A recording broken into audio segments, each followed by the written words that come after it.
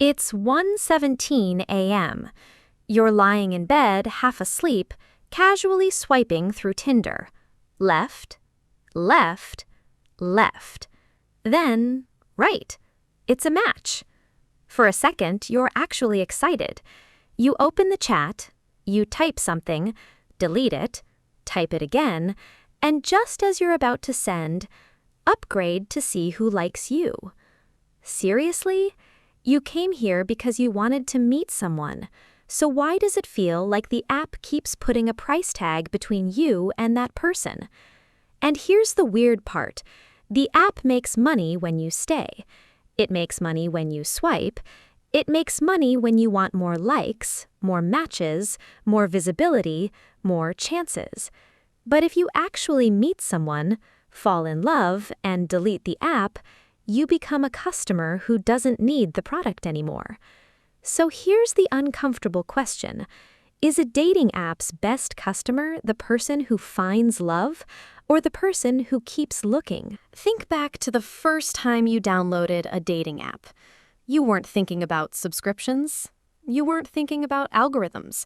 You just wanted to meet someone. You make your profile, choose your best pictures, write a bio, and then you start swiping. At first, it's exciting. A few matches appear, someone likes you back. You think, okay, maybe this actually works. But after a while, the excitement can start turning into frustration. Fewer matches, more waiting, more notifications, more restrictions. And suddenly, the app starts offering solutions. Unlimited likes, boosts, super likes, priority placement, the ability to see who already liked you.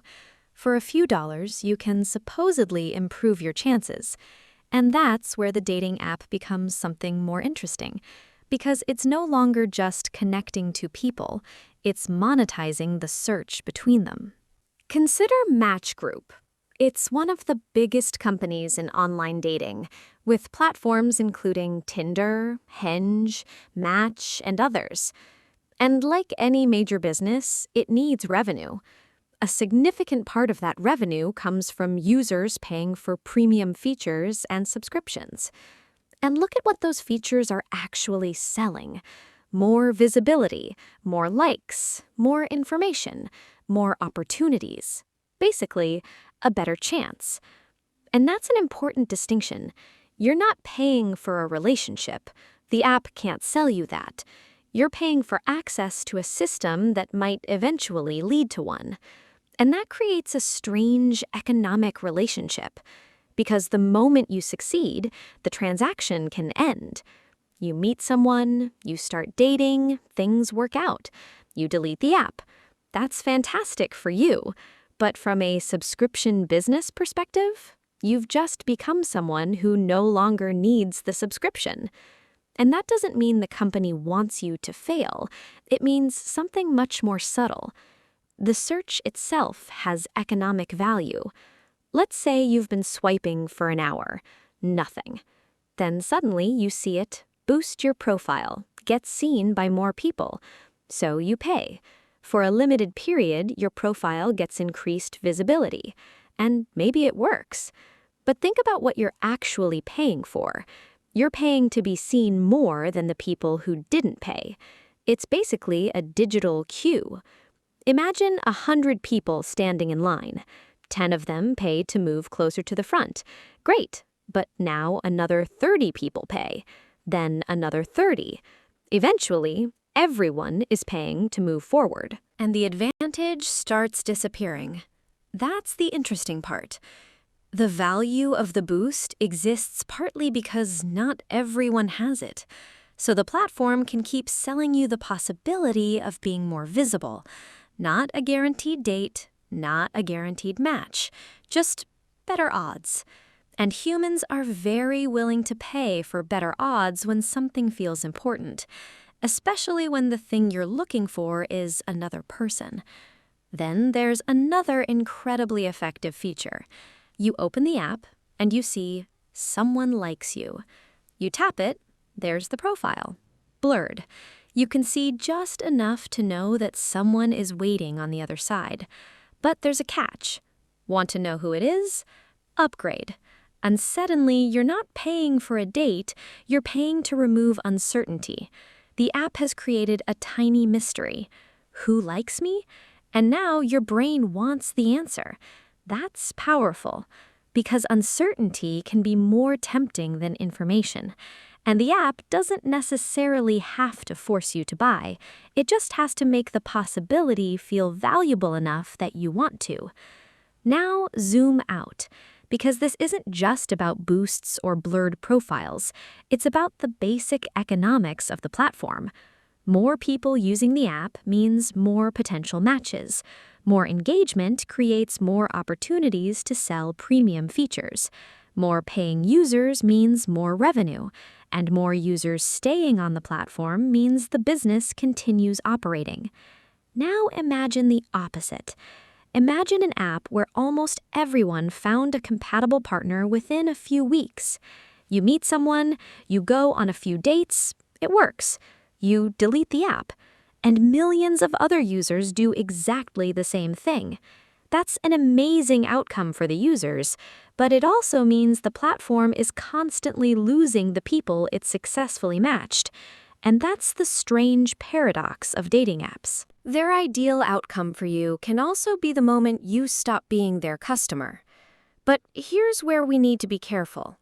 That doesn't prove dating apps are secretly trying to keep everyone single. That's the conspiracy theory. And the reality is more interesting.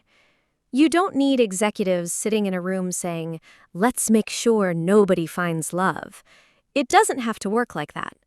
The incentives can be enough. A public company needs to grow. It needs revenue. It needs paying customers. It needs people to continue using its products. Netflix wants you watching. Spotify wants you listening. Social media wants you scrolling. And dating apps? They want you searching, because searching creates opportunities. Another swipe, another match, another notification, another boost, another subscription, another chance. And none of this requires some giant secret conspiracy. It's simply what happens when a human goal gets connected to a business model based on continued engagement. And this is where it becomes personal. It's 1 a.m. You're still swiping. Nothing.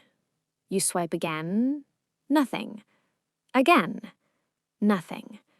And eventually you stop asking, "Who could I meet?" and start asking, "What's wrong with me?" Maybe your pictures aren't good enough. Maybe your bio is boring. Maybe you need better photos. Maybe you should buy the boost. Maybe you should upgrade. And suddenly something that started as, "I want to meet someone," has turned into, "What do I need to buy to become more desirable?" That's the part that's easy to overlook. Because dating apps aren't only competing for your money, they're competing for something much harder to measure: your attention, your hope, your curiosity, and sometimes your insecurity.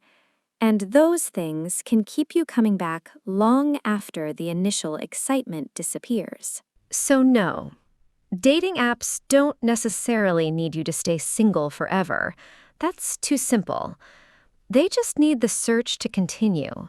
Because while you're searching, there are more swipes, more notifications, more opportunities to sell premium features, more reasons to stay engaged. But the moment you find exactly what you came looking for, the equation changes. You stop swiping, you stop paying, you stop opening the app, and eventually you delete it. That's the paradox. The best possible outcome for you can also be the moment the product becomes unnecessary.